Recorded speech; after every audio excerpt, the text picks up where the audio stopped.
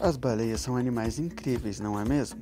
Afinal, são um dos poucos mamíferos que vivem exclusivamente na água e, assim como nós, elas necessitam de ar para respirar.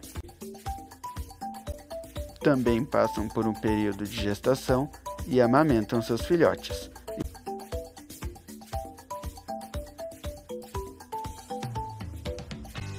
E como já sabemos por meio de vários estudos, as baleias, assim como todos os mamíferos, tiveram sua origem no ambiente terrestre, de animais com 4 membros. Mas como as baleias foram parar na água e por quê? Quem deu origem a elas? Bom, esta é uma discussão bem longa, mas vamos começar devagar. Uma coisa eu já posso garantir, seus antepassados eram bem diferentes do que ela é hoje. Se fôssemos partir do que conhecemos hoje, qual seria o animal vivo mais próximo da baleia? Vocês poderiam pensar na foca, no leão marinho, na morsa, no peixe-boi, mas não. O golfinho, com certeza, mas ele faz parte do mesmo grupo dos cetáceos e são praticamente baleias com dentes, enquanto as baleias verdadeiras, que geralmente são muito maiores, apresentam barbatanas, que filtram o alimento da água. Nenhum chute a mais? Ok. E se eu te falasse que são os hipopótamos? Você pode estar se perguntando agora, como isso é possível, se eles são tão diferentes? Essa é a graça da evolução, nem tudo é o que parece. Os hipopótamos fazem parte dos artiodátilos, que são animais com casco nas patas e com números pares de dedos como as girafas, camelos, lhamas, búfalos, cervos, javalis, porcos, bois e ovelhas. Assim, o hipopótamo é o artiodátilo mais parecido com as baleias e golfinhos. Calma, isso não quer dizer que um veio do outro, mas sim que compartilham um ancestral em comum. É como se eles tivessem o mesmo tataravô de mais de 50 milhões de anos. Bastante tempo, não é mesmo? Difícil? Calma, você já vai entender. Pense na sua família. Você é muito parecido com seus irmãos e pais, certo? Um pouco menos com seus avós, tios e primos. Menos ainda com seus bisavós. Menos ainda com seus tataravós. Amplie isso em grande escala. Você vai chegar num antepassado seu que você nem se reconhece mais. Isto deve ser o acúmulo de mudanças ao longo do tempo. Como todos sabemos, a natureza muda constantemente e todos os seres vivos devem estar preparados para elas, para conseguir sobreviver. Mas falaremos disso depois. Ufa, tá. Voltando para o hipopótamo e a baleia, como sabemos sobre o passado? Todo esse conhecimento só é possível graças aos fósseis, principalmente ossos, que são estudados pela paleontologia. Fósseis são basicamente restos de seres vivos preservados em rocha e que já morreram há muito, muito tempo. Com isso em mente, agora o que importa para a gente é o artiodátilo extinto que deu origem aos cetáceos. Rufem os tambores, chegou a hora de revelarmos o mamífero terrestre que deu origem às baleias. E o nome dele é Endorheios. Sim, este bicho estranho que você está vendo. Nada parecido, não é mesmo? Ele viveu há cerca de 48 milhões de anos. Tinha o tamanho de um pequeno veado, um focinho longo, uma cauda comprida e membros longos e finos, e dedos que terminavam em cascos como dos veados. Os ossos deste bicho foram encontrados lá no alto do Himalaia, e por meio deles que foi possível chegar a todas essas características. A anatomia do crânio e de seu ouvido é o que liga o Endorheios e seus descendentes unicamente aos cetáceos. Informação demais de novo? Pera. Nosso ouvido é dividido em 3 partes. O ouvido externo mais para fora, o médio no meio e o interno mais para dentro. Nas baleias e golfinhos e todos seus antepassados já encontrados como Endorheios, O osso que envolve o ouvido médio é muito mais grosso e é chamado de invólucro. Seus membros tinham ossos bem densos e pesados, o que torna a corrida em terra muito difícil.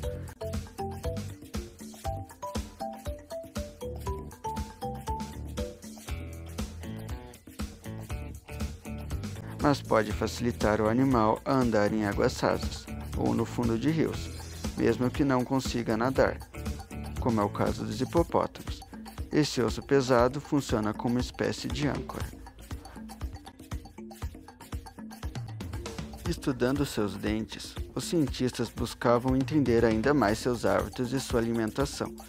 Eles acreditam que esses animais passavam a maior parte do tempo na água, indo à terra para se alimentar de plantas terrestres.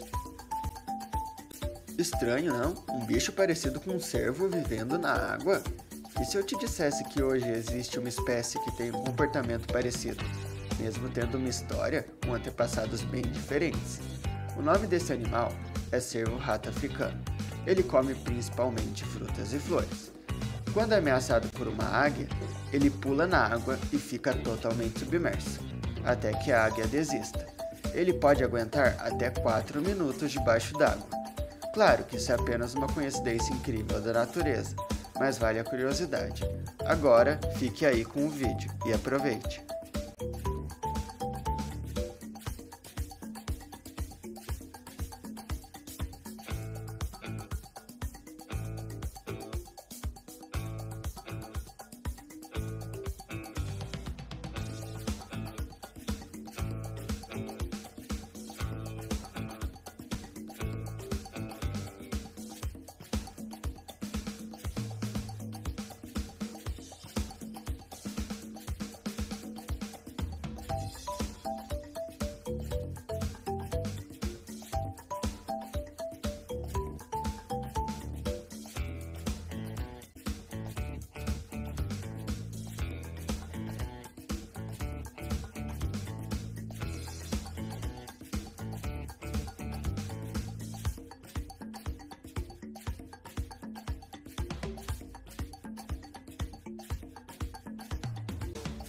Eles creem que inicialmente os ancestrais dos cetáceos iam para a água apenas para escapar de predadores, e com o tempo foram se adaptando e ficando cada vez mais e mais tempo na água. Para entender melhor a evolução desse bicho, vamos pensar assim: cada indivíduo é único, e por mais que sejam muito parecidos, eles têm suas diferenças. Na mesma geração de filhotes, existem alguns que conseguem segurar a respiração por mais tempo, debaixo d'água, e assim têm menos chance de serem capturados pelo predador, que perde a paciência e vai embora. Assim, os que têm maior fôlego na água têm maiores chances de ter filhotes, que também conseguem ficar mais tempo debaixo d'água, que também vão se reproduzir e ter filhotes que passam cada vez mais e mais tempo na água, e assim por diante. Entendeu? Depois de várias gerações e alguns milhões de anos, ele consegue passar mais tempo na água que na terra. E tudo isso é apenas o começo da história. Os descendentes dos endorrios sofreram muitas mudanças ao longo de milhões de anos para se tornar as baleias e golfinhos que conhecemos hoje. Como já sabemos, todos os cetáceos são carnívoros, se alimentando de peixes e crustáceos, como o camarão, por exemplo. Mas o endorrios era herbívoro e se alimentava em terra. Possivelmente, uma falta de alimento em terra e a abundância de alimento na água ao longo de 20 milhões de anos fizeram esses animais mudarem de dieta, alterando toda a anatomia do crânio, osso da cabeça e dos dentes, afiando os caninos, por exemplo, e do corpo como um todo para se adaptar ao ambiente aquático, passando de caminhante de fundo de rios para um nadador profissional. Mas a evolução não para por aí não. Ao longo desses milhões de anos, várias mudanças foram acontecendo. Braços foram se regredindo até se tornarem nadadeiras laterais, enquanto as pernas foram se atrofiando até não ter mais função e desaparecerem. A cauda e as costas foi ficando cada vez mais musculosa para ajudar a nadar cada vez mais rápido. Foram surgindo nadadeiras caudais. As narinas foram do focinho para cima da cabeça.